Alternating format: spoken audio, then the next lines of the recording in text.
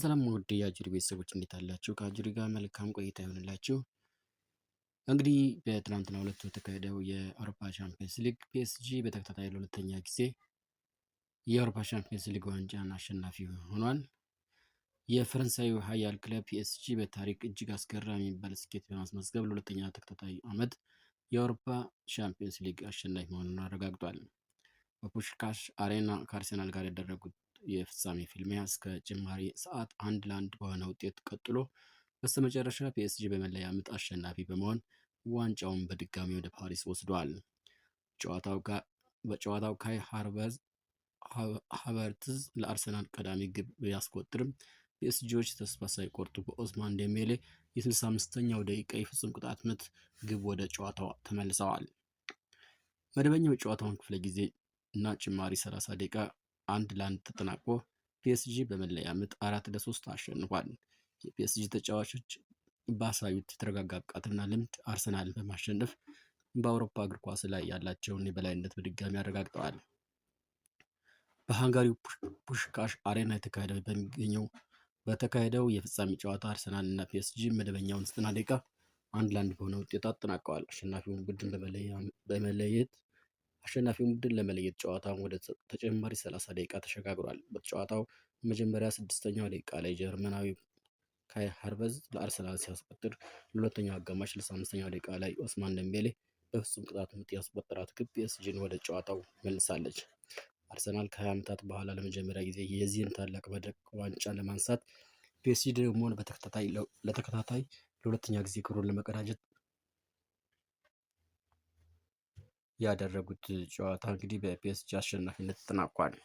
ፒኤስጂ የሻምፒዮንስ ሊግ ዋንጫውን በተከታታይ ለሁለተኛ ጊዜ ማሸነፉ ታውቋል። በአውሮፓ ሻምፒዮንስ ሊግ ፍጻሜ ፒኤስጂ አርሰናልን በመለያ ምት ማሸነፍ ዋንጫውን ለሁለተኛ ተከታታይ ጊዜ አሸንፎ ታሪክ ሰርቷል። በቡዳፔስት በተደረገው ፍጻሜ ሁለቱ ቡድኖች መደበኛ 90 ደቂቃውንና ተጨማሪውን 30 ደቂቃ አንድ አቻ ማጠናቀቃቸውን ተከትሎ በተሰጠው መለያ ምት ፓሪሲያኑ 4-3 በማሸነፍ የአውሮፓ ሻምፒዮንስ ሆነዋል። የፈረንሳዩ ሀብታም ክለብ ከሪያል ማድሪድ በመቀጠል የአውሮፓ ቻምፒዮንስ ሊግ ዋንጫን ያነሳ ሁለተኛው ክለብ ሆኗል።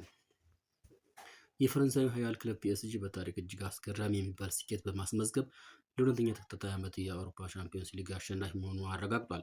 በፑሽካሽ አሬና ከአርሰናል ጋር ያደረጉት የፍጻሜ ፍልሚያ እስከ ጭማሪ ሰዓት 1-1 በሆነ ውጤት ቀጥሎ በስተመጨረሻ ፒኤስጂ በመለያ ምት አሸናፊ በመሆን ዋንጫውን በድጋሜ ወደ ፓሪስ ወስዷል። በጨዋታው ካይ ሃቨርትዝ ለአርሰናል ቀዳሚ ግብ ቢያስቆጥርም ፒኤስጂዎች ተስፋ ሳይቆርጡ በኦስማን ዴምቤሌ የ65ኛው ደቂቃ ፍጹም ቅጣት ምት ግብ ወደ ጨዋታው ተመልሰዋል።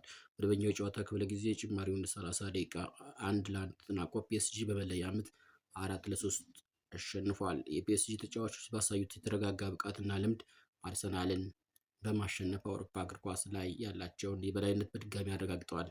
በሃንጋሪው ፑሽካሽ አሬና የተካሄደ የፍጻሜ ጨዋታ አርሰናል እና ፒኤስጂ መደበኛውን 90 ደቂቃ 1-1 በሆነ ውጤት ማጠናቀቃቸው ይታወሳል። አሸናፊ ቡድን ለመለየት ጨዋታው ወደ ተጨማሪ 30 ደቂቃ ተሸጋግሮ በጨዋታው መጀመሪያ 6ኛው ደቂቃ ላይ ጀርመናዊ ካይ ሃቨርትዝ ለአርሰናል ሲያስቆጥር፣ ለሁለተኛው አጋማሽ 65ኛው ደቂቃ ላይ ኦስማን ዴምቤሌ በፍጹም ቅጣት ምት ያስቆጠራት ግብ ፒኤስጂን ወደ ጨዋታው መልሳለች። አርሰናል ከ20 ዓመታት በኋላ ለመጀመሪያ ጊዜ የዚህን ታላቅ መድረክ ዋንጫ ለማንሳት ፒኤስጂ ደግሞ በተከታታይ ለሁለተኛ ጊዜ ክብሩን ለመቀዳጀት ያደረጉት ጨዋታ እንግዲህ በፒኤስጂ አሸናፊነት ተጠናቋል።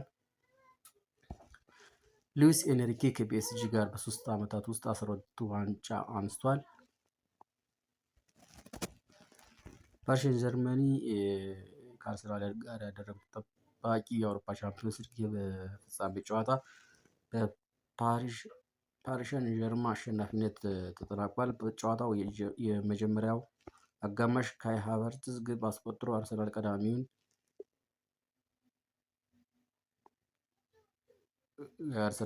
አድርጓል። በሁለተኛው 45ኛ ብልጫ የወሰደ ፓሪስ ሴን ዠርመን ኦስማን ዴምቤሌ ባስቆጠረው ፍጹም ቅጣት ምት ግብ አቻ ሆኗል። መደበኛው ደቂቃ በዚህ ውጤት 1-1 መጠናቀቁ ይታወሳል። ውድ ቤተሰቦቻችን ጨዋታው ወደ ጭማሪ 30 ደቂቃ አምርቶ የሁለቱ ቡድን ተጫዋቾች ዝለው በታዩበት በዚህ ደቂቃ ግብ ባለመቆጠሩ ወደ መለያ ምት አምርተዋል። የአርሰናልን ተከላካይ ክፍል ለማስከፈት የተቸገረው የፈረንሳይ ክለብ በመለያ ምት 4-3 አሸንፏል።